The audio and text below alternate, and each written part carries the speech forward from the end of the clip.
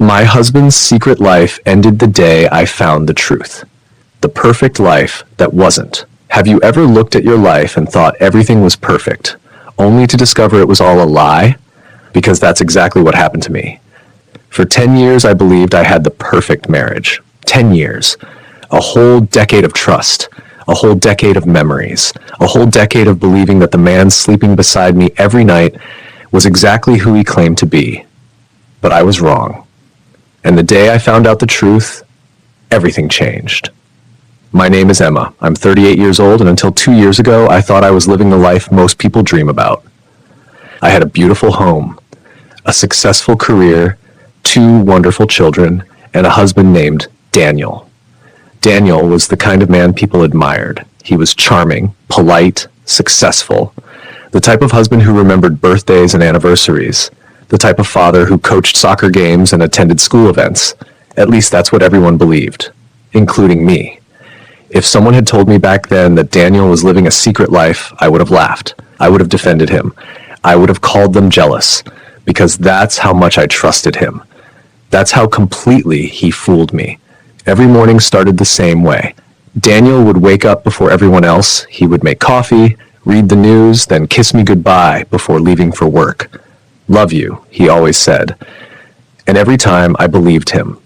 The funny thing about lies is that they don't always arrive with warning signs. Sometimes they hide inside ordinary moments. Sometimes they wear familiar faces. Sometimes they smile at you across the dinner table. Looking back now, there were clues, tiny clues, small things that didn't seem important at the time. Late night business calls, unexpected work trips, phone notifications he quickly silenced. Moments when he seemed distracted, moments when his smile didn't quite reach his eyes.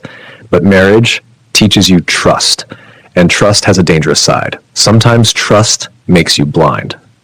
I didn't want to question him. I didn't want to become suspicious. I didn't want to be one of those couples constantly checking phones and asking questions, so I ignored the signs, and Daniel counted on that. One Friday evening, everything seemed normal. The kids were watching television. I was preparing dinner. Daniel arrived home carrying flowers, for no reason at all. At least that's what he said. Thought you'd like these. I smiled. I thanked him. I kissed him. And for a moment, I felt lucky. Very lucky. I had no idea those flowers were actually a distraction from something much bigger, something that was already happening behind my back, something that would soon destroy the life I thought I knew. That night, while Daniel slept peacefully beside me, I woke up around 2 a.m. I wasn't sure why. Maybe it was instinct. Maybe it was fate. Maybe it was simply coincidence. But I reached over and noticed his side of the bed was empty. The bathroom light was off. The hallway was dark. I quietly walked downstairs, and there he was, sitting alone in the living room, holding his phone, smiling. Not the smile he gave me. Not the smile he gave the children. This was different. It was softer, more personal, more intimate. The moment he noticed me, the smile disappeared. He quickly locked the screen, too quickly. "What are you doing awake?" he asked. His voice sounded nervous. I remember that clearly. Nervous. "Couldn't sleep," I replied. He nodded. "Just checking work emails." Work emails. At 2 a.m. With that smile, it didn't make sense. But once again, I chose trust. I chose to believe him. And I walked back upstairs. If only I had known. If only I had looked closer. Because that moment, that exact moment, was the beginning of the end. The next few weeks passed quietly, at least on the surface. But something inside me had changed. A tiny seed of doubt had been planted. And once doubt enters your mind, it starts growing. Slowly, silently, relentlessly. I noticed Daniel guarding his phone more carefully. I noticed him stepping outside for calls. I noticed him leaving rooms whenever messages arrived. Each time I asked about it, he had an explanation. Always an explanation. Always a reason. Always a story. And every story sounded believable. That's what made him so dangerous. He was good at lying. Very good. One afternoon, while folding laundry, I received a call from an unknown number. I almost ignored it. Almost. But something told me to answer. "Hello?" There was silence. Then a woman's voice. Soft and, "Is this Emma?" "Yes." More silence. Then words I will never forget. "I think you need to know something about your husband." The basket slipped from my hands. My heart immediately started racing. "What do you mean?" The woman hesitated. as if she wasn't sure whether to continue. Then she said something that changed my life forever. And in that moment, the truth finally began to reveal itself. But the truth was far worse than anything I could have imagined. And what I discovered next would lead me into a secret world Daniel had spent years hiding from me. A world built entirely on lies, a world that was about to collapse. And when it did, no one would be prepared for what happened next. The phone call that changed everything. The woman's voice trembled slightly, not because she was afraid of me, because she was afraid of what she was about to say. For a few seconds, neither of us spoke. I stood frozen in my kitchen. My heart was beating so hard I could hear it. Finally, I broke the silence. "Who is this?" The woman sighed. "My name doesn't matter. It matters to me." "No," she said softly. "What matters is your husband." My stomach tightened. A strange feeling rushed through me. Fear, confusion, disbelief. Every possible emotion seemed to hit me at once. "What about my husband?" Again, silence. Then she said it. "I don't think Daniel is who you believe he is." The words felt like ice. Cold, sharp, painful. I immediately became defensive. "What exactly are you trying to say?" "I'm trying to tell you the truth." I almost hung up. Part of me wanted to. Part of me wanted to protect the life I believed in, because if this woman was telling the truth, everything could change. But something kept me listening. Something deep inside. A feeling I couldn't explain. The woman continued. "For almost 3 years, Daniel has been living 2 different lives." I laughed. Not because it was funny, because it sounded impossible. Absolutely impossible. "You have the wrong person." "I don't." "Then prove it." The woman became quiet. Then she mentioned something. A restaurant, a date, a city, a specific weekend, a business trip Daniel had taken 8 months earlier. The details were exact, perfectly exact, too exact. I remembered that trip. I remembered helping him pack. I remembered kissing him goodbye. I remembered him calling from his hotel, or at least what I believed was his hotel. Suddenly my confidence started cracking. Just a little. "What are you saying?" I whispered. The woman answered, "I'm saying he wasn't alone." My hands started shaking. "No. I'm sorry. No. I wish I was wrong. No." I repeated the word again and again, as if saying it enough times could change reality, as if denial could erase facts. But reality doesn't disappear because we reject it. The woman told me she had evidence, photos, messages, records, information, enough information to destroy every lie Daniel had built. Before ending the call, she said something that stayed with me. "Don't confront him yet." "Why?" "Because you only know a small part of the story." Then she hung up. Just like that. No goodbye, no explanation. Nothing. I stood in my kitchen for nearly 10 minutes, completely motionless. My mind refused to process what I'd heard. Daniel? My Daniel? The man I trusted completely? The father of my children? It couldn't be true. Could it? That afternoon felt endless. Every minute seemed longer than an hour. I tried working. I couldn't focus. I tried reading. I couldn't understand a single sentence. I tried convincing myself the call was fake. But something felt wrong. Very wrong. For the first time in years, I began replaying old memories. And suddenly, those memories looked different, like puzzle pieces rearranging themselves. Late meetings, weekend conferences, unexpected schedule changes, business dinners, emergency trips, things I once accepted without question. Now they seemed suspicious.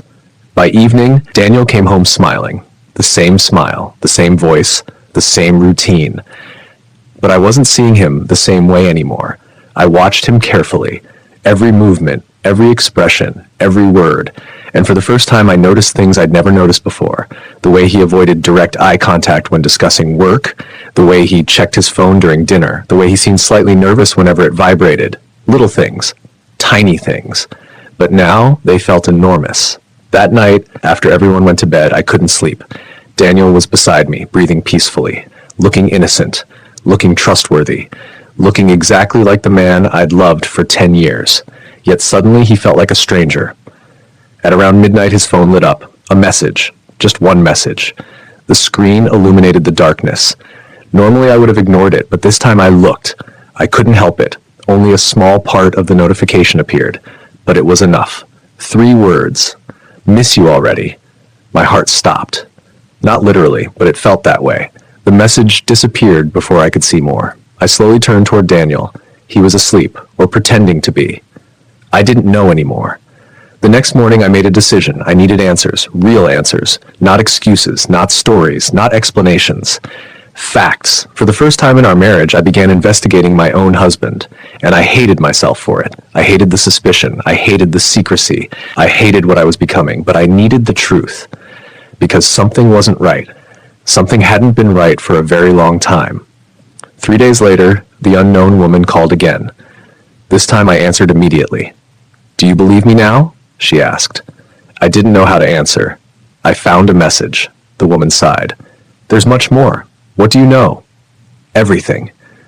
The confidence in her voice frightened me, not because she sounded threatening, because she sounded certain, completely certain. She told me to meet her, public place, Saturday afternoon, 1 hour. That's all she requested. I almost refused. Almost. But curiosity had become stronger than fear. Saturday arrived, and with it came a strange sense of dread. I told Daniel I was meeting a friend. He barely looked up from his phone. Have fun. That was it. No questions, no interest, nothing. And somehow that hurt, because I suddenly realized something. For years, I had paid attention to every detail of his life, but when it came to mine, he barely noticed. The cafe was crowded, people talking, coffee machines buzzing, music playing softly, normal life happening everywhere around me, yet I felt completely disconnected from it. I arrived early, my hands were sweating, my stomach was tied in knots. Then I saw her. A woman around my age, simple clothes, tired eyes, nervous expression. She wasn't what I expected. I don't know what I expected. Maybe someone dramatic, maybe someone angry, maybe someone seeking revenge. Instead, she looked sad, very sad. She sat across from me. For several seconds, neither of us spoke. Then she placed an envelope on the table. My pulse immediately accelerated. What's this? What's this? Proof. I stared at the envelope. Suddenly, it felt heavier than anything I'd ever held. My entire future seemed trapped inside. I hesitated. Part of me didn't want to open it, because once truth enters your life, you can't send it back. The woman looked at me gently. "I'm sorry." Those words scared me more than anything else. Slowly, I opened the envelope. Inside were photographs, printed photographs. The first image showed Daniel, my husband, standing beside a woman I had never seen before. They looked comfortable together, very comfortable. The second photograph was worse. The third photograph was devastating. The fourth photograph shattered everything. My hands began trembling uncontrollably, my vision blurred, the cafe disappeared around me, the sounds vanished, the people vanished. Nothing existed except those photographs, and the realization that my husband had been lying to me. Not once, not twice, for years. But what shocked me most wasn't the affair. It wasn't the photographs, it wasn't even the lies. It was what the woman said next, because according to her, the affair wasn't Daniel's biggest secret. Not even close. And the truth she revealed next would change everything I thought I knew about my marriage. Everything. Including the reason Daniel had married me in the first place. The secret behind our marriage. I stared at the photographs. My fingers felt numb. My chest felt heavy. For several minutes, I couldn't speak. I couldn't think. I couldn't even breathe properly. The woman sitting across from me waited patiently. She didn't rush me. She didn't pressure me. She simply watched as my world fell apart. Finally, I looked up. Who is she? The woman glanced at the photographs. Her name is Vanessa. The name meant nothing to me. I had never heard it before, never seen it before. Yet somehow this stranger had become part of my marriage, part of my life, without me even knowing. How long? I asked quietly. The woman looked down. Then she answered, almost 3 years. 3 years. 3 entire years. While I was planning family vacations, while I was celebrating anniversaries, while I was helping our children with homework, while I was trusting him completely, Daniel had been living another life, a second life, a secret life. I felt sick. The woman reached across the table. I'm sorry. I nodded silently. Then I asked the question that had been haunting me. How do you know all this? The woman hesitated, her eyes filled with emotion, and then she said something unexpected. Because I worked with Vanessa. I frowned. What? She talked about Daniel all the time. I felt another wave of shock. Apparently, Daniel wasn't hiding from everyone, only from me. The woman explained that she and Vanessa had worked together for over 2 years. At first, Vanessa claimed Daniel was divorced, then separated, then in a complicated situation. The story kept changing, until one day, the truth came out. Daniel was married, happily married, or at least That's what everyone believed, including Vanessa. For a moment, I almost felt sorry for her. Almost. Then another thought entered my mind. What made you contact me? The woman looked uncomfortable. Then she answered, because I learned something recently. What? Her expression darkened, and that's when everything became even worse. Because according to her, the affair wasn't the real story. The affair was only the beginning. Daniel's biggest secret had nothing to do with romance, nothing to do with Vanessa, nothing to do with cheating. It had to do with money. A lot of money. The woman lowered her voice. Emma, have you ever looked closely at your finances? I blinked. What do you mean? Your accounts, investments, property. My confusion grew. Daniel handled most of our financial planning. Not because he forced me, because I trusted him. I had my own income, my own career. But Daniel always seemed better with numbers, better with investments, better with planning. At least that's what I thought. The woman sighed. Then you need to start looking. I felt a chill run through my body. What are you trying to tell me? She looked directly into my eyes, and then she said the sentence that changed everything. I think Daniel has been preparing to leave you. The words hit harder than any photograph, because suddenly dozens of strange memories came rushing back. Financial documents, new accounts, property transfers, investment discussions I barely paid attention to. Things Daniel always said were routine, normal, nothing important. Suddenly they seemed very important. Very important. I left the cafe feeling like a different person.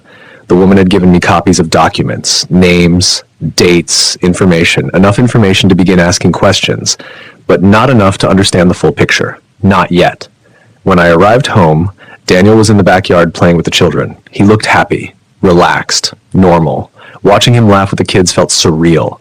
How could someone live such a massive lie? How could someone smile so easily? How could someone pretend for so long?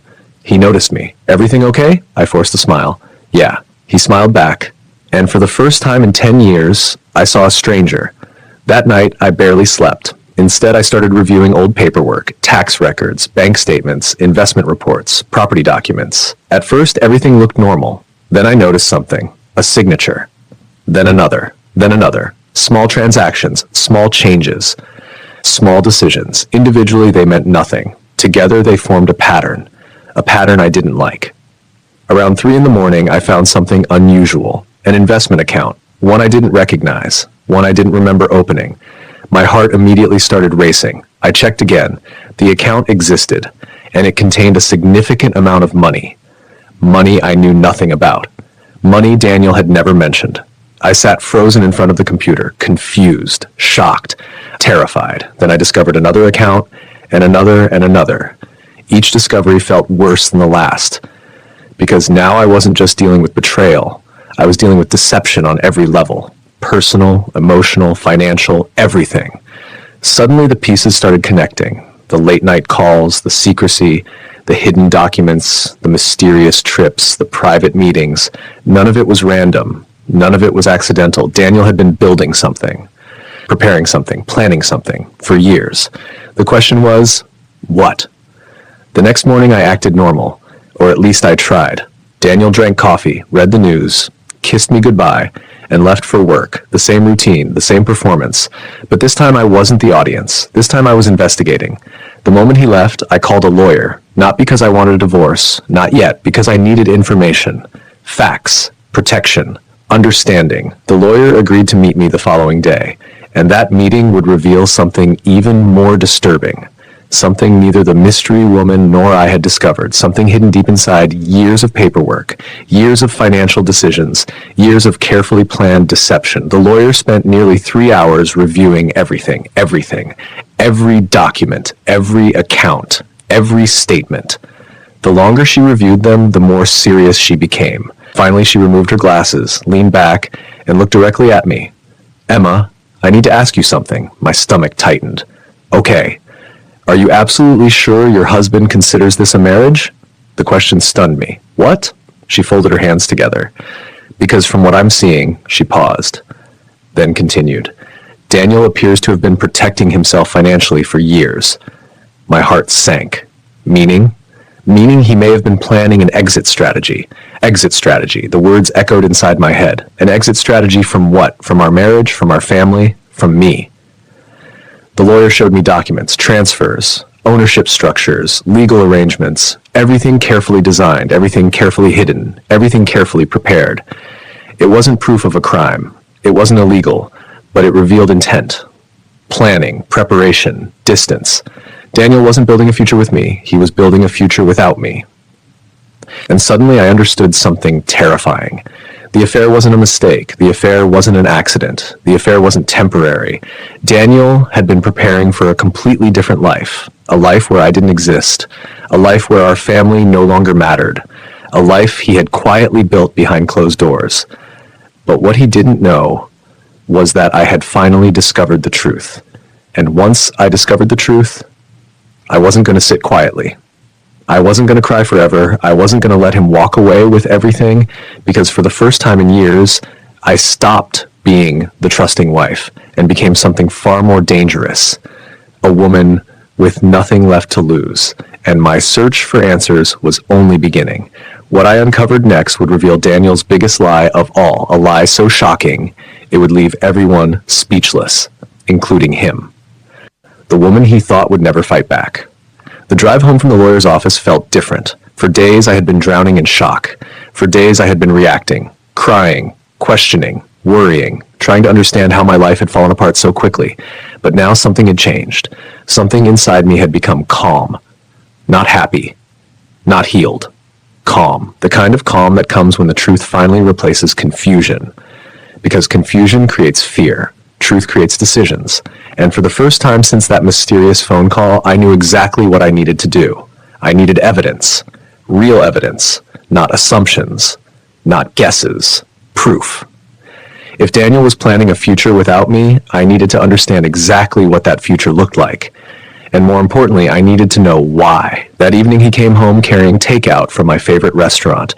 Under different circumstances, the gesture would have touched me. Now it felt like part of a performance, a role he had practiced for years. He smiled as he walked through the door. I thought we could have a nice family dinner. The children cheered. I forced a smile. Inside, my heart was breaking, because watching him play the role of loving husband had become unbearable, yet somehow he did it effortlessly. Dinner passed normally. The children laughed. Daniel told stories. Everyone smiled. Anyone watching us would have called us the perfect family, but perfection is easy when one person knows the truth and the other doesn't know they've been discovered. That night, after everyone was asleep, I began making copies, financial documents, property records, account statements, everything. I created digital backups, printed copies, secure folders. For years, Daniel had been preparing. Now I was preparing too, and I intended to be smarter. Over the next 2 weeks, I became someone I barely recognized. Not because I was changing, because I was finally paying attention. I watched, I listened, I observed, and little by little, Daniel started revealing himself, without realizing it. One Tuesday afternoon, he told me he had a business meeting across town, a routine explanation. Nothing unusual. But 30 minutes later, I received confirmation from someone who worked in his office. The meeting didn't exist. My heart sank, because now I knew something for certain. He was still lying. Actively, daily, without hesitation. The next time he mentioned an unexpected business trip, I quietly noted the date, the destination, the hotel, every detail. Then I checked and discovered something interesting. The hotel reservation existed, but it wasn't booked for one person. It was booked for two. I stared at the information for several minutes. Part of me still wanted to believe there was some explanation, some misunderstanding, some innocent reason, but the excuses were running out, and the truth was becoming impossible to ignore. A few days later, I made another discovery, one that changed everything. It happened accidentally, at least at first. Daniel had left his tablet charging in the home office. Normally it required a password. This time it didn't. Maybe he was distracted, maybe he became careless, maybe he simply underestimated me. Whatever the reason, it was open and waiting. I remember staring at it for several seconds. My conscience battled my curiosity. Then curiosity won. I opened the messages. What I found wasn't just painful, it was devastating. Hundreds of conversations, months of communication, plans, promises, dreams, future discussions. Not between coworkers, not between friends, between partners, real partners. The kind of conversations married people are supposed to have. Only Daniel wasn't having them with me. He was having them with Vanessa. I kept scrolling. And the deeper I looked, the worse it became. They discussed vacations, homes, future plans, retirement ideas, business opportunities, even children. Not having children, raising children, conversations that should have belonged to our marriage, conversations he had secretly moved elsewhere. Then I found the message that finally destroyed every remaining doubt. It was from Daniel, 3 months earlier. A simple sentence, yet it changed everything. Once everything is finalized, we won't have to hide anymore. I read it again and again and again. Finalized. What exactly was being finalized? The answer appeared several messages later. Divorce. My divorce. A divorce I knew nothing about. A divorce Daniel was apparently planning behind my back. I felt physically sick. The room seemed to spin. For years I had believed we were building a life together. Meanwhile, he had been planning his exit, quietly, patiently, carefully. And the most painful part? He never intended to tell me until everything was ready. I wasn't a partner. I was an obstacle. An obstacle he intended to remove when the timing suited him. I closed the tablet. Tears filled my eyes, not because I still loved him. At that moment, I wasn't even sure what I felt. I cried because I suddenly realized something heartbreaking. The man I married no longer existed. Maybe he never had. The next morning, Daniel kissed me goodbye, exactly as he always did. The same smile, the same voice, the same routine. And for the first time, I nearly laughed. Not because anything was funny, because the performance had become absurd. He thought he was controlling the story. He thought he was several steps ahead. He thought I was still blind. He was wrong. Very wrong. Over the next month, I continued gathering evidence, quietly, patiently, the way he had. Every document told a story. Every message revealed another lie. Every discovery exposed another piece of his secret life. But something else was happening too, something Daniel never expected. The more I learned about him, the less afraid I became. Fear survives in uncertainty. Confidence grows in truth, and truth was finally on my side. Then something unexpected happened. Vanessa contacted me, not through the mystery woman, directly. The message appeared on my phone late one evening. I need to talk to you. Just 5 words, yet they felt explosive. I stared at the screen, confused, suspicious, curious. Why would she contact me? Why now? What could she possibly want? Part of me wanted to ignore her completely, but another part sensed opportunity, information, answers, perhaps even proof. So I replied, and 2 days later we met. The moment I saw Vanessa, I noticed something surprising. She looked nervous, not guilty, not arrogant, nervous, almost frightened. This wasn't the confident woman I imagined. This was someone carrying her own burden. We sat across from each other in silence. Finally she spoke. Daniel lied to me too. I blinked. What? She nodded. He lied to both of us. I wasn't prepared for that. For weeks I had imagined Vanessa as an enemy, the other woman, the person who helped destroy my marriage. But as she began talking, a different picture emerged, a much more complicated picture. Daniel had promised her things, made commitments, told stories, created expectations, many of which were completely false. And then she revealed something that stunned me. She hadn't contacted me to protect herself. She had contacted me because she had discovered another secret, a secret neither of us knew, a secret involving money, business, and someone else, someone neither of us had ever heard about. The moment she mentioned the name, my stomach dropped, because suddenly the puzzle gained an entirely new piece, a dangerous piece. And for the first time, I realized Daniel's deception was far bigger than an affair, far bigger than a planned divorce, far bigger than hidden accounts. There was another life, another secret, another person, and uncovering that secret would begin the most important chapter of my journey. The chapter where Daniel finally stopped controlling the game and where I started writing the ending, an ending he would never see coming. Nobody expected. If someone had told me a month earlier that I would be sitting across from the woman my husband had been seeing for years, I would have called them crazy. If they had told me we would be having a calm conversation instead of screaming at each other, I would have laughed. And if they had told me we would eventually become allies, I never would have believed it. Yet there I was, sitting in a quiet cafe, listening to Vanessa tell her side of the story. And with every sentence, my understanding of Daniel changed. Not because he became better, because he became worse. Far worse.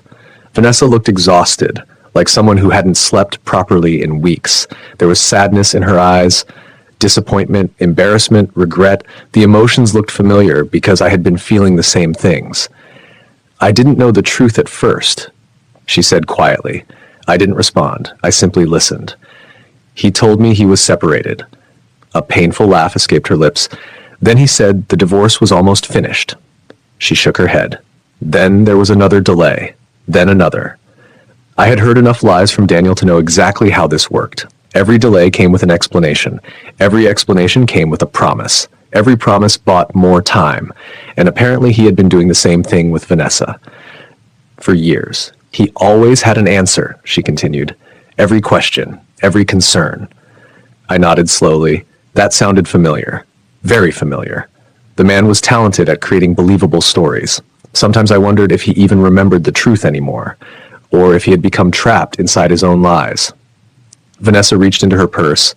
Then she placed a folder on the table. I immediately recognized the expression on her face. It was the same expression I had worn when showing documents to my lawyer. The expression of someone carrying information they wish didn't exist. What's this? I asked. Something you need to see. I opened the folder carefully. Inside were emails, financial records, meeting schedules, business documents. At first, none of it made sense. Then I noticed a name. A woman's name. Not mine. Not Vanessa's. Someone else. A third woman. I looked up.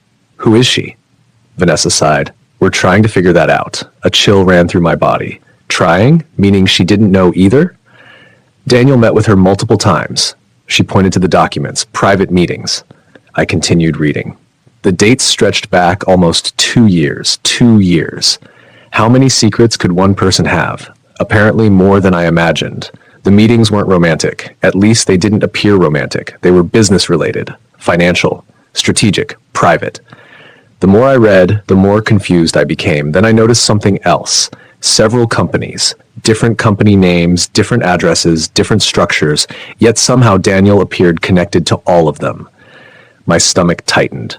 What exactly am I looking at? Vanessa leaned forward and lowered her voice. I think Daniel has been hiding money. The words hit me like a hammer, because suddenly everything connected. The secret accounts, the unusual investments, the legal structures, the careful financial planning, the unexplained transfers, the mysterious meetings. It wasn't random, it was part of a system, a very deliberate system. And apparently Daniel wasn't only hiding things from me, he was hiding things from everyone, including Vanessa. For the next hour we compared information. Every discovery revealed another layer, another lie, another deception. It felt like assembling a giant puzzle, a puzzle built entirely from betrayal. The more pieces we connected, the clearer the picture became. Daniel had spent years creating multiple versions of himself. One version for me, one version for Vanessa, one version for business associates, one version for everyone else. Each version carefully designed, carefully controlled, carefully managed. But maintaining multiple lives creates one problem. Eventually the stories start colliding, and Daniel's stories were beginning to collide. Hard. By the end of our meeting, one fact had become obvious. Neither Vanessa nor I possessed the complete truth. But together we possessed enough pieces to keep digging, enough pieces to continue investigating, enough pieces to become dangerous. For the first time since all of this began, I felt something unexpected. Strength. Not because my situation had improved. It hadn't. My marriage was still collapsing. My trust was still broken. My future was still uncertain. But I was no longer standing alone. And that changed everything. Over the next few weeks, Vanessa and I exchanged information regularly. Not as friends, not yet. As partners. Partners searching for answers. The process revealed something fascinating. Daniel's greatest weakness wasn't dishonesty, it was confidence. Too much confidence. He believed nobody would compare notes, nobody would ask questions, nobody would connect the dots, and for years he had been right. Until now, one evening, while reviewing another batch of documents, I discovered something unusual. A property purchase. At first, it seemed ordinary.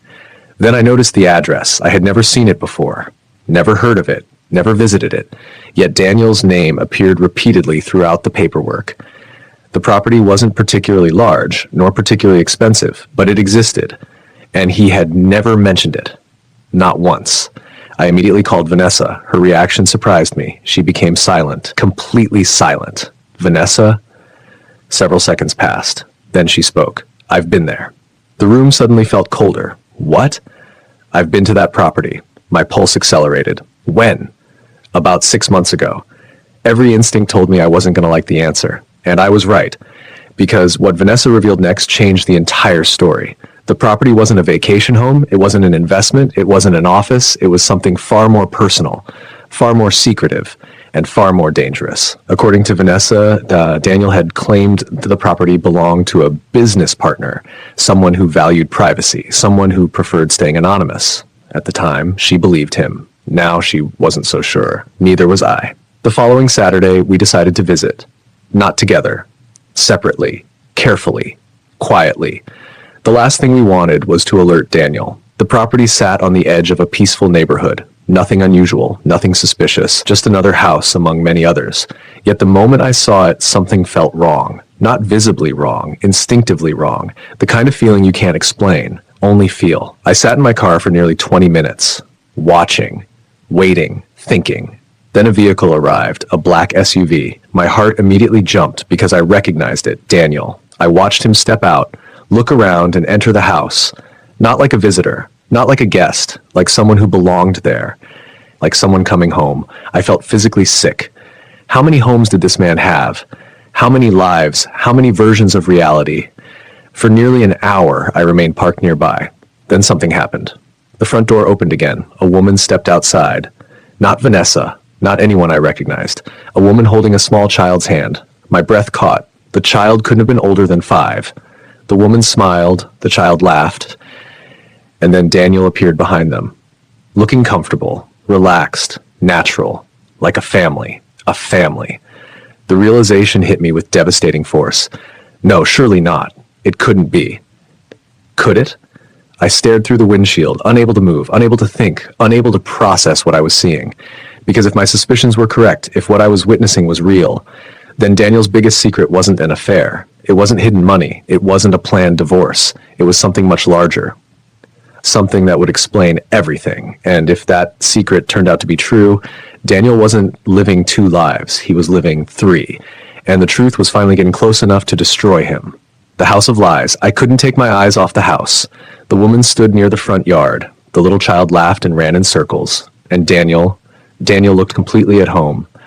Not nervous, not uncomfortable, not rushed. Comfortable, like he belonged there, like this was his normal life. For several minutes, I sat frozen in my car. My hands gripped the steering wheel so tightly that my fingers hurt. 1,000 thoughts raced through my mind. Who was that woman? Who was that child? Why was Daniel there? And most importantly, how long had this been happening? Eventually, the woman and child went back inside. A few minutes later, Daniel followed. The door closed and silence returned. I immediately called Vanessa. She answered on the second ring. You saw him? Yes. Her voice became tense. Was he alone? I swallowed hard. No. Several seconds passed. Then I told her everything. The woman, the child, the way Daniel behaved, the uncomfortable feeling that refused to leave my chest. When I finished speaking, Vanessa sounded shaken. Very shaken. Emma, what?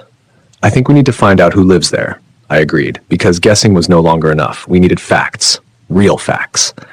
The following week became an obsession. Every spare moment was spent researching, searching records, reviewing documents, following leads, and eventually, we found something. The property belonged to a company, not a person, at least officially. But after digging deeper, another connection appeared. Then another. Then another. Each one led back to Daniel. Indirectly, carefully hidden, but connected. The deeper we looked, the more obvious it became. Daniel had worked extremely hard to keep this house hidden, which only raised a bigger question. Why? What was so important about this place? 3 days later, I got my answer, and it came from the most unexpected source imaginable. A neighbor. Not intentionally, not directly. Pure accident. I happened to be parked nearby again when an older woman approached my car. At first, I thought she might be suspicious. Instead, she smiled. Waiting for someone? I hesitated, then made a decision. A friend. The woman nodded, then glanced toward the house. Oh, Daniel's place? My heart nearly stopped. Daniel's place. Not a friend's place, not a business partner's place. Daniel's place. I forced myself to remain calm. You know him? Of course. She smiled warmly. Very nice man. I felt physically ill. The woman continued talking, completely unaware she was destroying my world. He moved in years ago. Years. Not months. Years. I struggled to keep my expression neutral. The neighbor continued. Beautiful family. Family. That word again. Family. Every sentence felt worse than the one before. After a few more minutes, she walked away, leaving me alone with the truth, or at least part of it. Because now I knew something for certain. This wasn't temporary. This wasn't recent. This wasn't an affair that got out of control. This was another life, a completely separate life, one that had existed for years. That night, I barely slept. I kept replaying everything. Every memory, every conversation, every excuse Daniel had ever given. The late meetings, the business trips, the unexpected schedule changes, the missing weekends, the private phone calls, suddenly they all made sense, or at least they started to. The next morning, I met Vanessa. The moment she saw my face, she knew something had happened. What is it? I told her. Every detail. The neighbor, the comments, the years, the family. By the time I finished, Vanessa looked pale. Then she revealed something she had never mentioned before, something that shocked even me. Daniel told me he wanted children. I stared at her. What? He talked about it all the time. My heart sank, because Daniel had always told me he was finished having children, that 2 kids were enough, that our family was complete. Apparently that wasn't true either, or perhaps it had only been true with me. For the first time, anger replaced sadness. Real anger. Not emotional pain. Not heartbreak. Anger. Because betrayal is painful.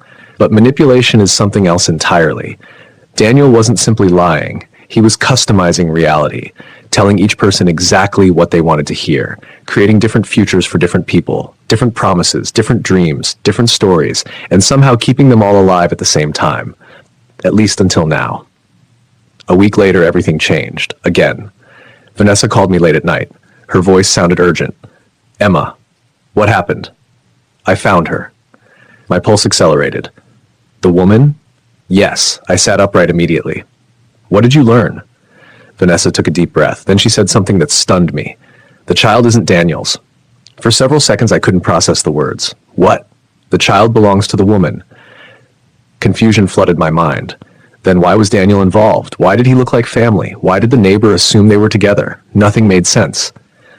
Then Vanessa continued. But there's more. Of course there was. There was always more. The woman works for one of the companies.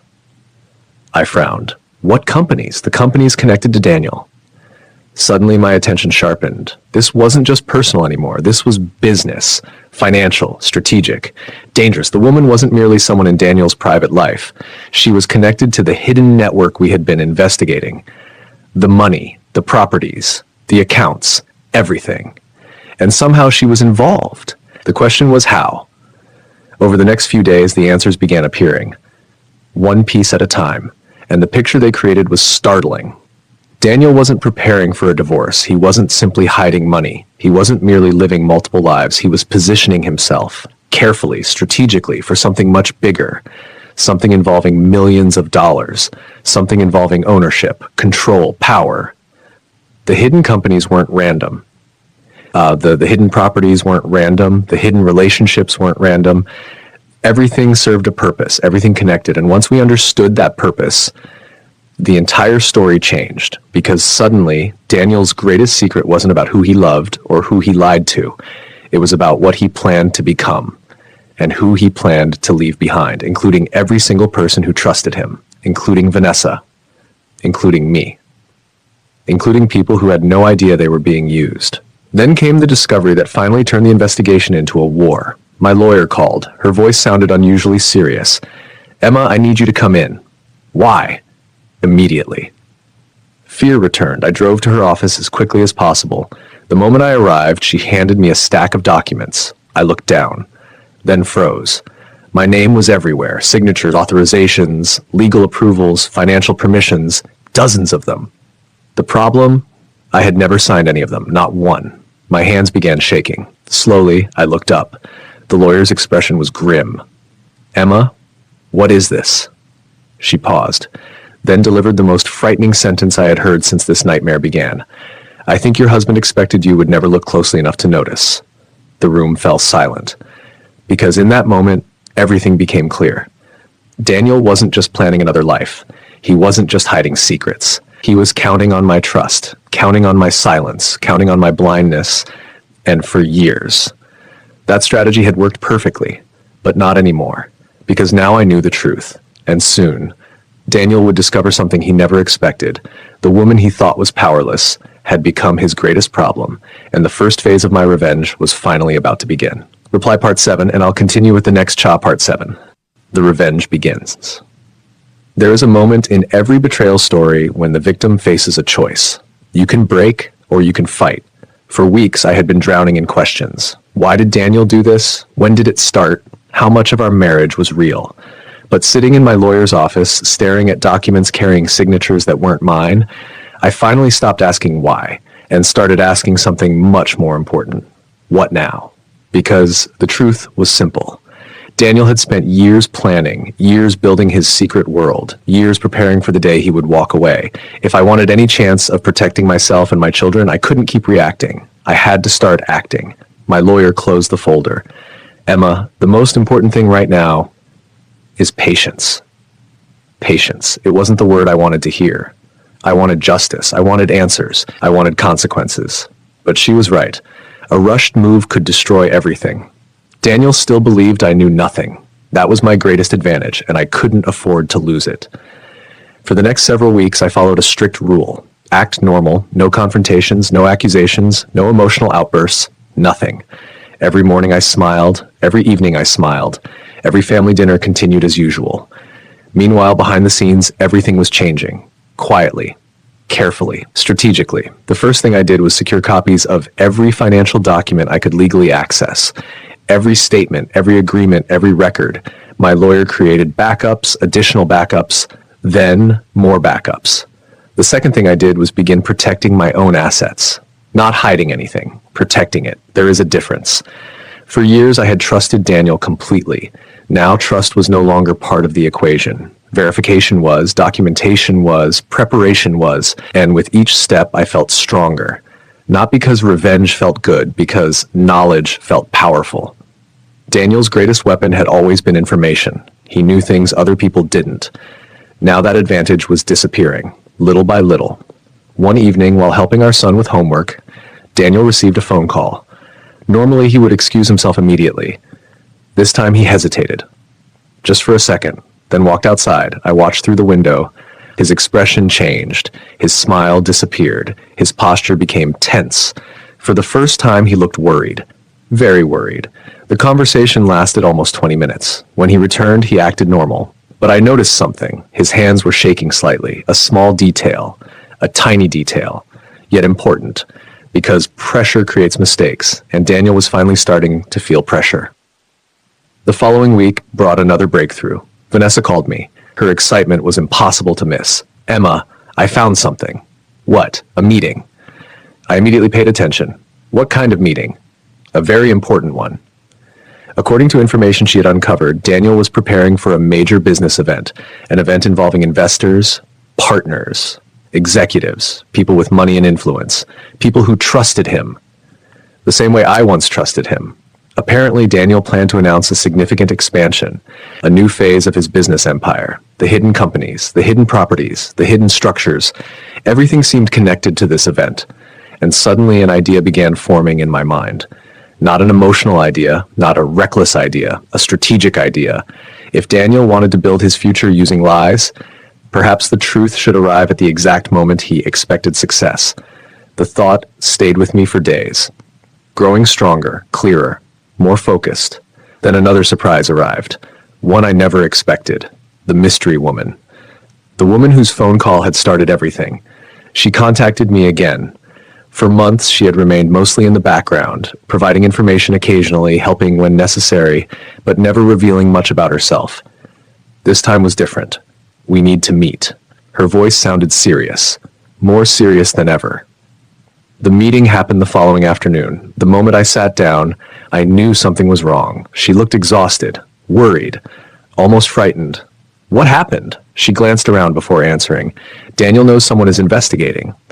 A cold wave rushed through me. What? He doesn't know who. My heart began racing, but he knows something. For several seconds, neither of us spoke. The situation had changed. Until now, Daniel believed his secrets were safe. Now suspicion had entered his world, and suspicious people become unpredictable. The woman continued. He's reviewing records, looking into employees, checking communications, trying to identify the source. I immediately thought of Vanessa, myself, the lawyer, anyone connected to the investigation. But then the woman revealed something unexpected. He thinks the threat is internal. I frowned. What does that mean? He believes someone inside his business is leaking information. Interesting. Very interesting. Because that meant he wasn't looking at me. Not yet, and that mistake would become critical. As the weeks passed, Daniel became increasingly distracted. More phone calls, more meetings, more tension. The confident man who once controlled every situation was starting to crack. Only slightly, but enough to notice. One night, while sitting together in the living room, he suddenly asked a strange question. Are you happy, Emma? The question caught me off guard. For a moment, I simply stared at him. What do you mean? He shrugged. Just wondering. I looked into his eyes, trying to understand what was happening. Was he feeling guilty, suspicious, nervous, regretful? I couldn't tell. For years I believed I knew this man. Now I wasn't sure I knew anything. I'm fine, I answered. He nodded, then looked away, and for the briefest moment, I saw something unexpected. Fear. Not obvious fear, hidden fear, the kind people try desperately to conceal. It disappeared quickly, but I saw it. And once you see fear, you recognize weakness. The following morning brought another important discovery. My lawyer called. Emma, we found more. Those 4 words instantly captured my attention. More evidence, more records, more connections. Apparently several transactions connected directly to the companies Daniel had hidden. Nothing illegal on the surface, but highly revealing. The documents painted a clear picture. Daniel wasn't planning to start over. He was planning to reinvent himself.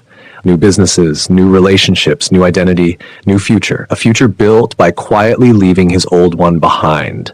Without accountability, without honesty, without consequences. At least that had been the plan. Until now. Because while Daniel was preparing his grand future, something else was happening. His carefully constructed world was slowly becoming transparent. Every secret uncovered, every lie documented, every deception recorded, piece by piece, brick by brick. The empire he spent years building was developing cracks, and he still didn't know who was causing them. That ignorance became our greatest advantage. Then came the opportunity that would change everything.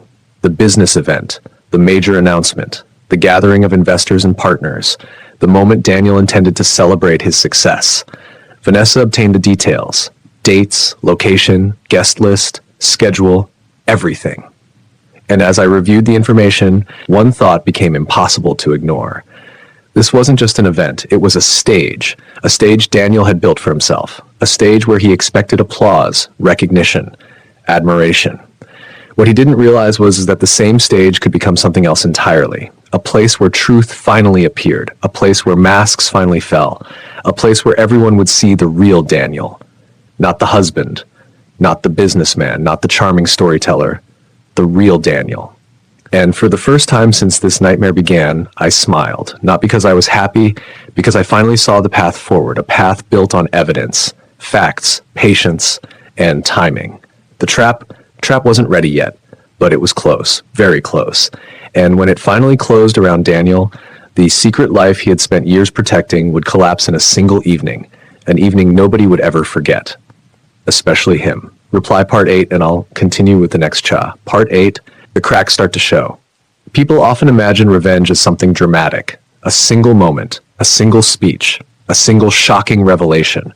But real revenge is usually quieter than that. It begins long before anyone notices. It begins with preparation, patience, timing. And by the time Daniel realized something was wrong, the process had already started. The first sign appeared on a Monday morning. He was standing in the kitchen holding his phone. His coffee sat untouched, his jaw tightened, and for several seconds he stared at the screen without speaking. Normally he would have hidden his emotions immediately. This time, he didn't. I watched from across the room, not saying anything, not asking questions, simply observing.